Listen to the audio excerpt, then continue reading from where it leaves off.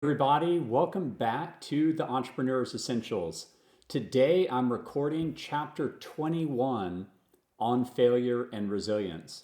A note about my t-shirt today. This was a t-shirt that I got from the National Academy of Sciences, which was actually signed into law during the height of the Civil War during President Abraham Lincoln's time as in his presidency. And it was a real honor to speak there on behalf of Data.World. And the whole meaning of the shirt, for those of you that know your math, is that this is a formula for average and it's about being greater than average. And when you're a startup, it is so important to be greater than average. And it's so hard to do so. There are so many startups, it's so competitive out there. And sometimes that line between failure and success is just so thin. So let's go ahead and dive right in. Chapter 21 on failure and resilience. For this lesson from the Entrepreneur's Essentials, I'm going with recency bias yet again. Recently, one of the startups in our portfolio, eRelevance, failed, as the Austin American-Statesman documented, and I linked to that here on Medium.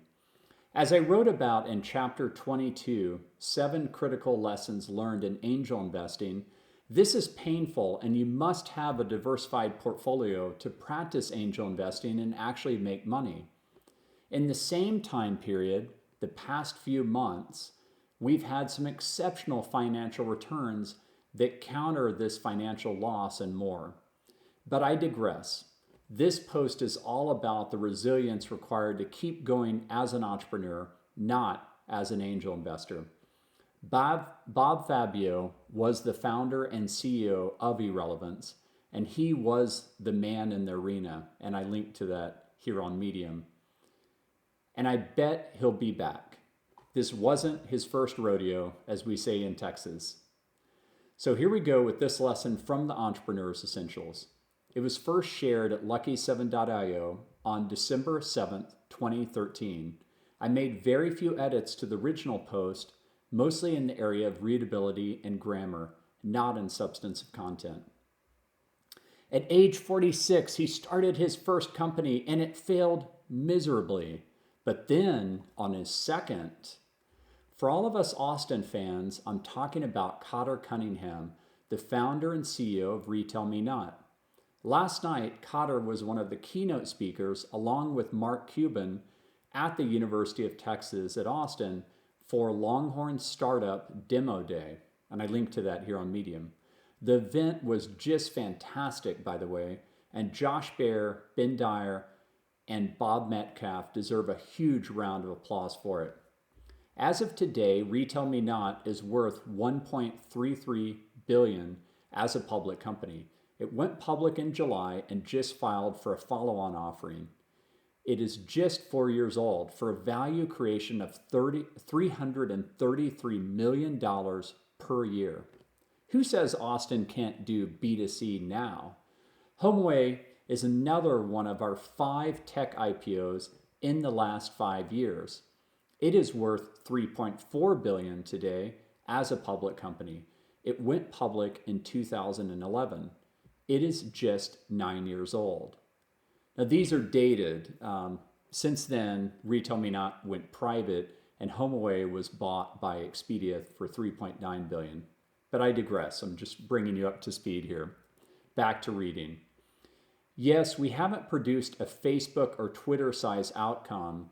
There needs to be a higher volume of failures, entrepreneurial experiments to do that. But don't forget, we did produce a Dell, a National Instruments, and a Whole Foods. As Cotter explained at Longhorn Startup, as well as when I interviewed him as part of my Entrepreneur in Residence series at the Macomb School of Business, Herb Keller Center for Entrepreneurship, and I linked to that here on Medium, his entrepreneurial journey at age 46 started out with the euphoria of being his own CEO, followed by a gut-wrenching pivot.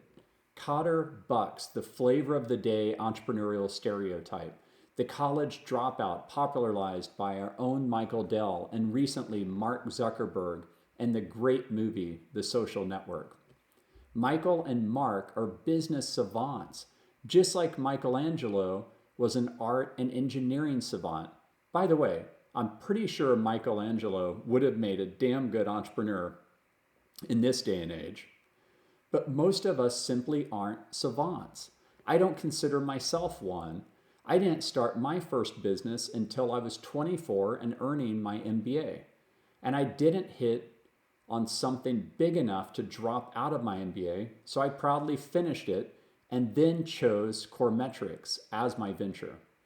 Cotter's first company was called Divorce360.com. After more than a year, it was a miserable failure.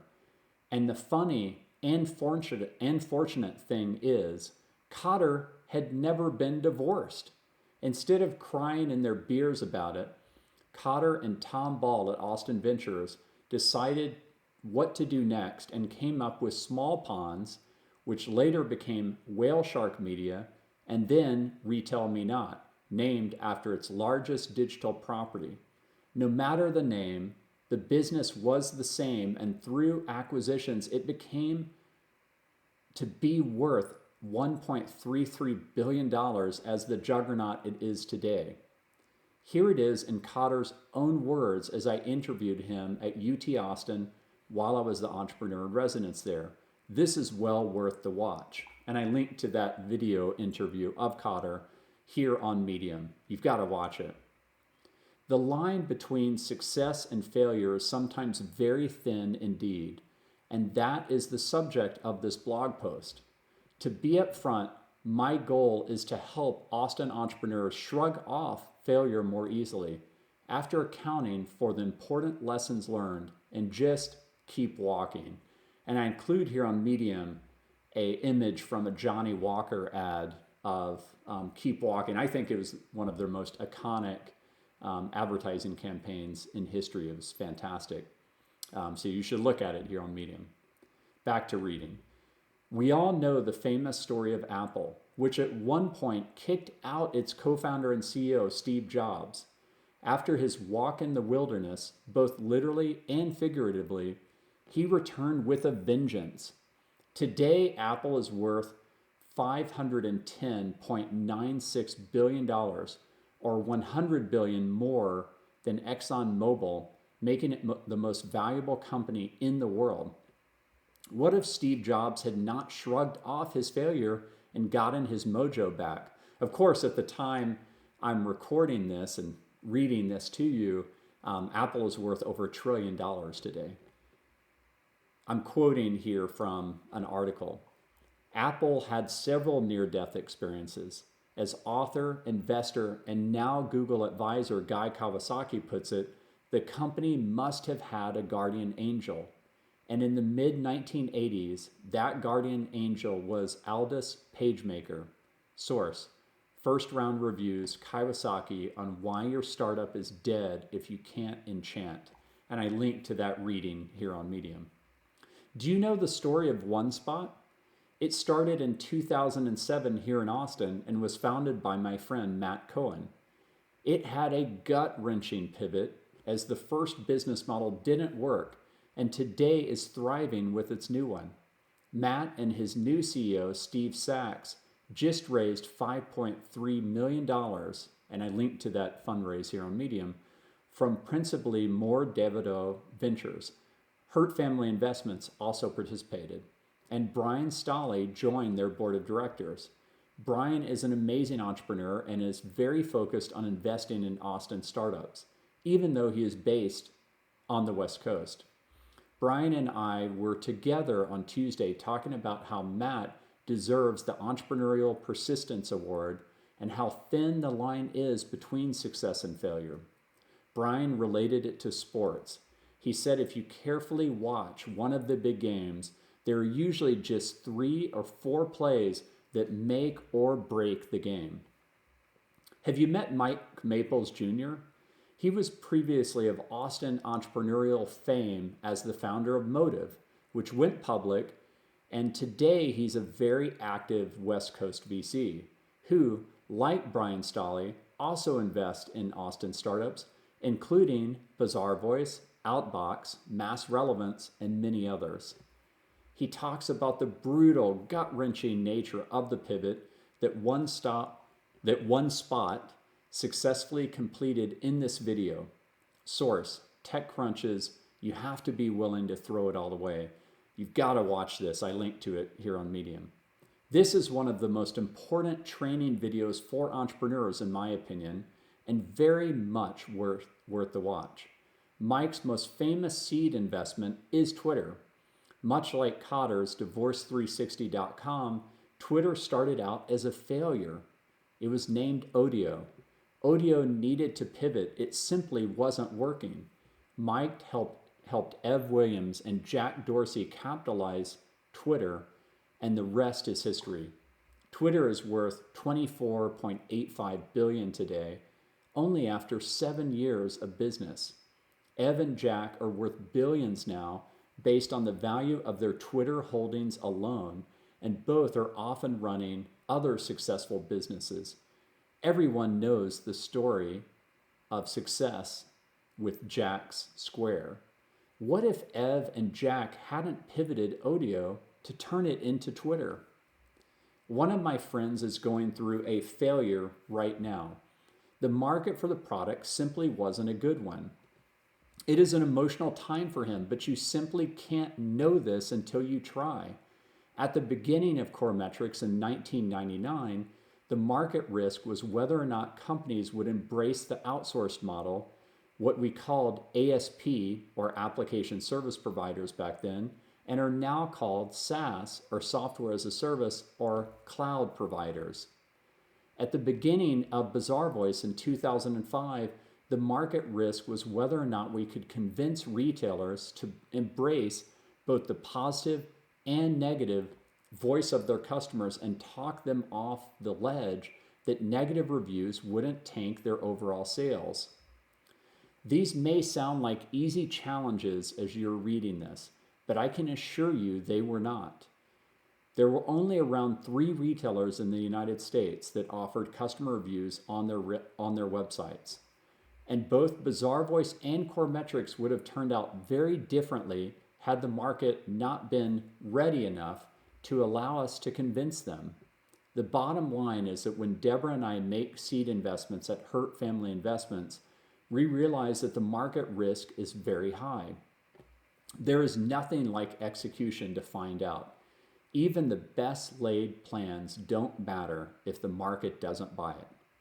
And at Coremetrics, it turned out we were too early.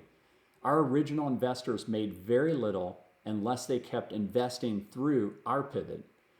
Our pivot wasn't a business model pivot, it was a target market pivot. We started Coremetrics in 1999 selling to .coms. We were very successful at it, signing dozens of .coms who loved our solution and grew to 100 people strong in just 1 year. Then almost all of our customers went out of business. There were around 100 of them. We pivoted to sell to traditional retailers, which had only begun to sell online after letting go of 2/3 of our people, many who I consider close friends. It was one of the most gut-wrenching experiences of my life. Walmart was an early win after that pivot, and then we took off. If it wasn't for a fierce conversation, and I linked to that book here on Medium, that I had with Arthur Patterson, the co-founder of Excel Partners, Coremetrics would have gone out of business in early 2001. Arthur stepped up and made a big statement by leading a huge round of funding in our company at that time, and I linked to that here on Medium. This near failure story is well documented by the Austin American-Statesman in this interview, and I linked to that here on Medium. Trust me, I knew all too well how thin the line can be between success and failure. Remember, most people read the news, and the rare few make the news. Those who make the news set the tone for the rest. Sometimes it is very, very hard to make the news, and the line between success and failure is sometimes very thin. Keep walking, Austin. No one said it is easy to be an entrepreneur. but the journey is the reward. Reflect on and learn from your own mistakes, but don't marinate in them. Just keep walking. And I include another image from the Johnny Walker Keep Walking campaign that you should look at here on Medium. So that is the end of this lesson as I wrote it almost 6 years ago on Lucky7.io, with some edits and seemingly now extraneous omissions. You can see the original post there and the long comments thread below it. So how does this lesson resonate with me this many years later? Well, first of all, I believe Austin entrepreneurs and VCs have become much more resilient. This is great, it's progress. Second, wow, have Mike Maples Jr. and Floodgate gone on to become even better VCs? Mike has to be feeling very good now that Lyft is public. He was the seed investor there. And Josh Koppelman and First Round Capital were among the seed investors in Uber, the blockbuster IPO to be of 2019. I realize how lucky Brant and I were to work with both Mike and Josh at Bizarre Voice, and my co-founders and I feel very fortunate to work with both of them again at Data.World. Third, here we are 6 years later, and Twitter is still worth more than it was back then at $29.6 billion today, a delta of around $5 billion and over twice what Snapchat is worth at $14.4 billion. So even if you think Twitter has been through a challenging time, and it really has been, it has shown a lot of resilience in the last 6 years. And who would have ever thought it would be used so much by former President Trump as his official communication medium, for better or worse? I was just at the TED conference last week and saw Jack Dorsey speak in this interview with Chris Anderson, and I linked to that here on Medium. Who would have known when I wrote this that many years ago that Jack would become the CEO of Twitter as well as Square? He discusses how he handles balancing two big company CEO roles in that interview. It was my favorite part of his interview, which I frankly didn't enjoy all that much overall. Fourth, OneSpot is still at it 12 years later. It is the ultimate story of persistence, and I'm thankful that Steve Sachs is at the helm. He and Matt Cohen will be able to write a book about that journey once it is complete. I've been involved since the beginning, and I've learned a lot from watching both of them. Fifth, after the incredible success of HomeAway and Retail Me Not, which were B2C roll-ups, i.e. both of them were built by acquisition, Austin is now home to some great B2C organically built successes. Indeed, which was rumored to be acquired for around $1 billion by Recruit, and if an independent company today would likely be worth $4 billion, was originally built organically and has been a huge hit for Austin. And some organically built success stories are in the making with startups like Dosh and Everlywell.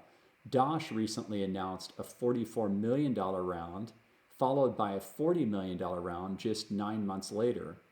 And Everlywell just announced a $50 million round. Both of those I linked to here on Medium. We are proud to be among the initial investors in both. And Siete Family Foods recently announced a $90 million round, which I also linked to here on Medium, paving the way for Austin's continued CPG sector expansion. Siete, which is just 5 years old, started out at SKU, which I linked to here on Medium, our local CPG incubator, and it has been a monster return for them. Now, quick editor's note as I'm reading this to you. Everlywell recently raised, I think it was $75 million at a $1.3 billion valuation. And Dosh was just acquired in a huge acquisition by Cardlytics. So we're both very happy with both those companies as investors. They just kept growing. Back to reading. Sixth, you really need to marry this lesson with Chapter 6, the fallacy of risk in entrepreneurship. There's a lot you can do through thorough research and great execution to mitigate failure. Luck and market timing will still play a big role though. So, what are your failure stories? Let's get a dialogue about this going in the comments below. Perhaps we'll be able to help someone on their journey, which is what the Entrepreneur's Essentials is all about. I hope that Bob Fabio will share more of his at eRelevance when the time is right. We invested in eRelevance 3 times and for good reason.